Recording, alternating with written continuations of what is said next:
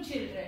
So in the before class, I completed 8th lesson, that is improving the agricultural products. Challenges in improving the agricultural products. That lesson we have completed. Now come to your next lesson, 9th lesson, that is adaptation in different ecosystem. Adaptations in different ecosystem.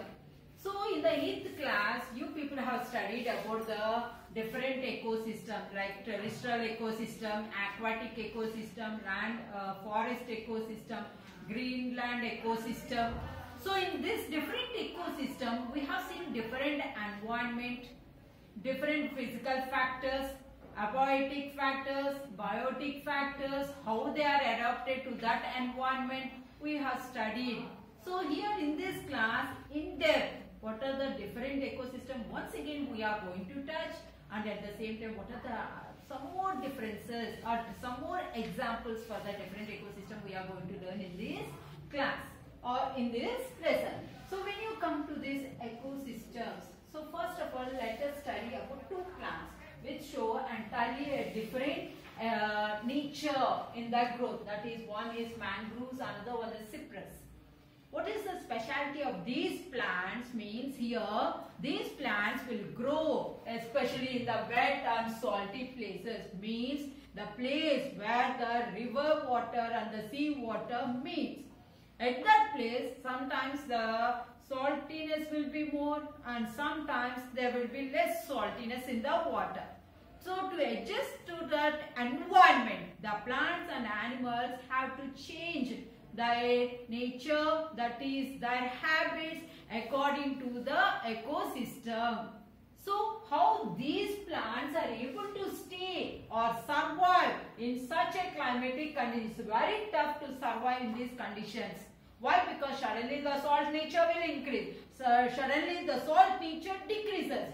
So to this fluctuation, the animals and the plants which are growing in this region have to adopt by changing their body nature.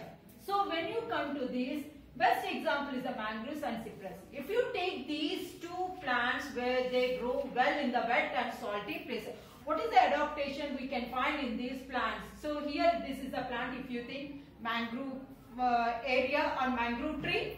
Here this tree, actually trees means the shoot system will grow above the soil and root system will grow below the soil. But here what is the peculiar character means the shoot will grow in a normal way, but the root system, if you take the main root will go into the deeper part of the soil, but lateral roots will take a U-turn and starts coming out of the soil. And these are known as aerial roots. These roots which are above the soil surface are known as the aerial roots. On these you can find small pores which cannot be seen with our naked eye. Those pores are known as pneumatophores. Or otherwise we can call it as a knees. So what is the main function of these pneumatophores or knees? Means nothing but it is helpful in air respiration. That is, in the wet and salty places, the soil will be very tight. There won't be any space between the soil particles. So here the plant roots which are present in this soil, they won't get the sufficient oxygen. So automatically what will happen? These plants, for their respiration, they will be out from the soil. From the air, whatever the gases they require, especially the oxygen, that will be taken by these aerial roots through the pneumatophores. So this is one peculiar adaptation which you can find in the mangroves and cypress where they are growing, especially in the wet and salty places. So these aerial roots are helpful in aiding the respiration. So this oxygen gas, once again, which is taken by the pneumatophores, is supplied to the whole plant. Now come to the next phase, that is one activity he has given here. What is that activity? Means here we have to take two plants. One is Kalabandha plant, another one is the balsam plant. One is Kalabandha and another one is the balsam plant. When you come to the Kalabandha, Kalabandha is also known as aloe vera plant. take 2 pots and one pot aloe vera plant you plant, another one in the balsam plant you plant. Okay, so every day you what you have to do means just you leave these two plants without pouring the water. Don't pour any water.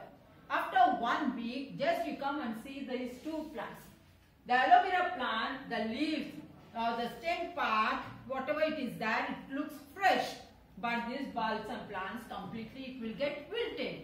What is the reason? Reason is nothing but this plant, balsam plant requires the water. Every day we have to pour the water, then only it can survive. Aloe vera plant, no need of pouring the water every day. Why? Because it is a desert plant. With the less water, it can survive. But here the balsam plant, it cannot survive. Every day we have to pour the water. So best example, the plant which is growing in a healthy manner among these 2 plants is the Kalabanda plant or aloe vera plant. Next one, see the activity 2. Here he is asking you to take 2 plants, belongs to aquatic plants. Take 2 aquatic plants, either duckweed plant, Vallisneria or hydrilla plant, any plants, but you have to take the aquatic plant. Take 2 pots and keep some 2 or 3 pots and keep the aquatic plants in each pot. Okay, so every day you pour the water. Every day you pour the water to these plants. But after 1 week or 10 days, if you see, some of these plants will die. As every day you are pouring the water, but still these plants are unable to survive. They will die. What is the reason? Reason is nothing but these are habituated to stay in the water. They cannot take the water from the soil. So that is their habitat. But what we did, forcefully we pulled the water, these plants from the water and we are keeping in the pot. But every day you are pouring the water. But that water is not sufficient for these plants. That is not their habitat. Their habitat is water. But what we did, we are making them to grow on the land, that is in the soil. So automatically the plant cannot survive. A few plants will be alive, but few plants will die. Those plants, whatever the plants are alive, those have been adjusted to the environment. So every plant and animal will adjust to the environment by changing certain changes in their body. Next one, come to the ecosystem, that is desert ecosystem. Next one, come to the desert ecosystem. The plants which are growing in the desert ecosystem, they doesn't have the leaves. The leaves will be reduced to spines. There will be a change or modification in the leaves. What is the reason? If the leaves are there, definitely they will have the stomata. If stomata are present, definitely they will undergo transpiration. If they undergo transpiration, whatever the water is there in the body, completely it will get evaporated. That evaporation should be stopped in the desert plant. Why? Because in the desert the water scarcity is more. So whatever the water is present, that water should be preserved. Preserved means there should not be any stomata. That is why the God has given a gift for these plants. What is that means? Leaves are reduced to spines. And if you take the stem part, if you press, it will be smooth. And if you see, it will be somewhat juicy. Such type of nature is known as succulent stem. Such type of stems are known as succulent stems because there in their body we can find more and more water. Whatever the water they get, that they will store in the stem region without undergoing any transpiration. They cannot undergo transpiration. What is the reason? Because they doesn't have the leaves. So next one. The plants which are growing in the desert area are called as xerophytes. The plants which are growing in the desert area are called xerophytes. Best example for the xerophytes are cactus and opuntia. Cactus and opuntia plants are the best example for the xerophyte. They doesn't have any leaves. There is one plant which is known as baobab plant.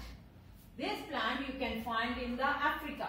What is the specialty of this plant means? When compared with the branches, the trunk part will be more and it is swollen.